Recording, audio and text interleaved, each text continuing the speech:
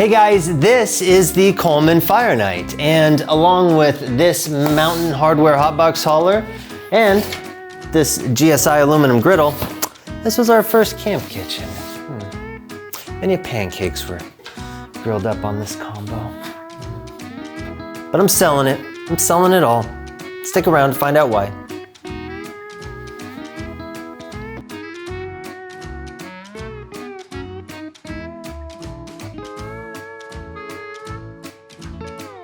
All right guys, I wanted to take a minute to take a look at the 3 pieces of gear that I purchased last season to be the core of our family camping kitchen.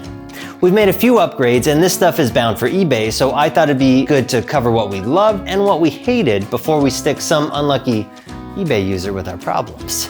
Now, this wasn't cheap. The whole setup was about 300 bucks all in, and after some slight modifications to the stove, it worked pretty well. We'll get to that in a minute, but first let's take a look at the Smith Hotbox Hauler because, well, it won't take that long. It's a bag. So the Hotbox Hauler is a really convenient all-in-one carry case for a 2-burner stove.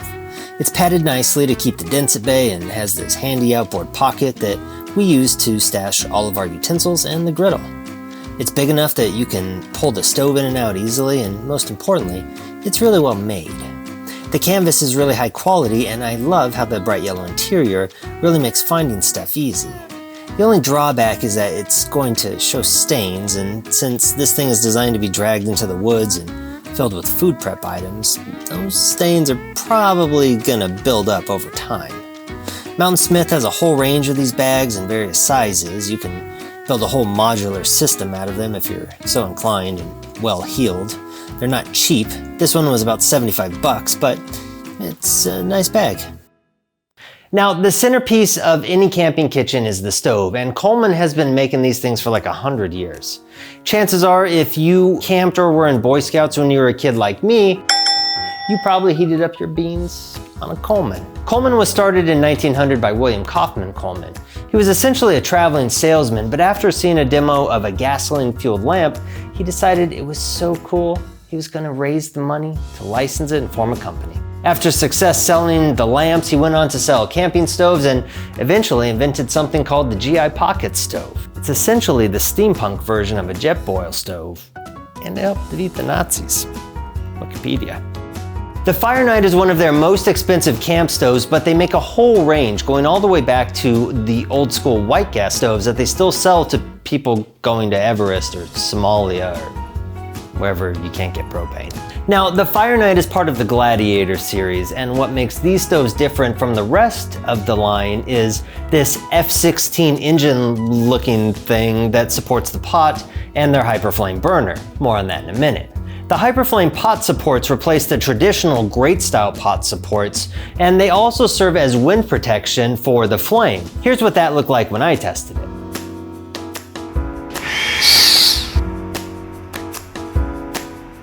The lid doesn't come with those batwing style wind deflectors because of the Hyperflame wind deflecting pot supports. It just has this little latch to keep it in place if it gets windy, and it does a pretty good job. Other than that, it's pretty typical. It's got a nicely designed body and lid with these handy elbow pad blazer style bumpers to keep the corners from getting dented. Although I've never seen a stove with smashed corners, so that they're probably about as functional as those elbow patches on your dad's blazer. I love the stove's build quality. It's fantastic. It really feels like it earns the Gladiator name. I like the big bar style handle on it that made pulling it in and out of our bag and carrying it around camp really quick and easy. The fuel regulator stores in the deck under the lid like most stoves, and it also has some really cool looking 1-burner griddles that are designed to mate with the Hyperflame pot supports and store in the lid.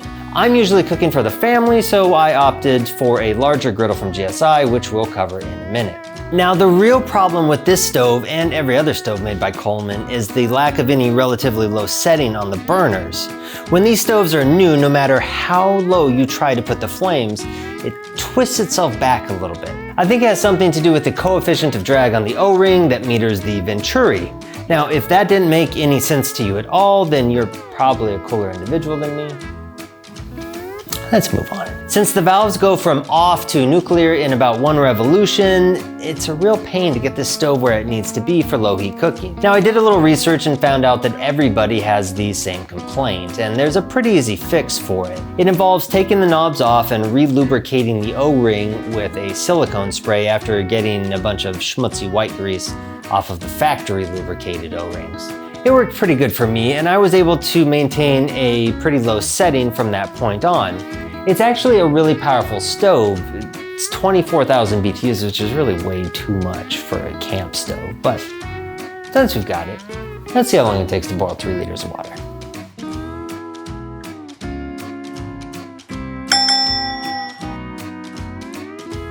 Well, that was fun, but I cook on low way more often than I boil when I'm car camping, so I wanted to have more cook service, so I went with this larger full-size griddle from GSI. Now I went with an aluminum griddle because I didn't want to lug cast iron around in the woods or wait 25 minutes for it to cool down enough. Now the only problem with aluminum, you can see it's aluminum from the back there, is it tends to warp.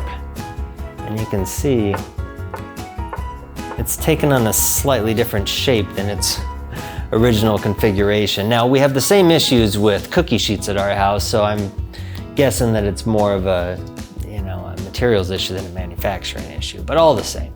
Now this model has a really nice Teflon coating, which makes cleanup a breeze. It also has a drip trough around the edges, which helps channel away oil, but it's also its downfall for eggs. It has a raised center to help drain excess oil to the trough, but every time I cracked an egg on it, I'd have to chase it into the trough, or chase it out of the trough, that is. So I kind of wish they just kept it level and did away with the trough. All right, so why am I selling all this stuff? Well, mostly I just got sick of lugging it around camp. I wanted to figure out a way to be as compact as possible and still have a full-size kitchen. We ended up going with a JETBOIL Genesis for the stove because it essentially folds the stove in half to save space.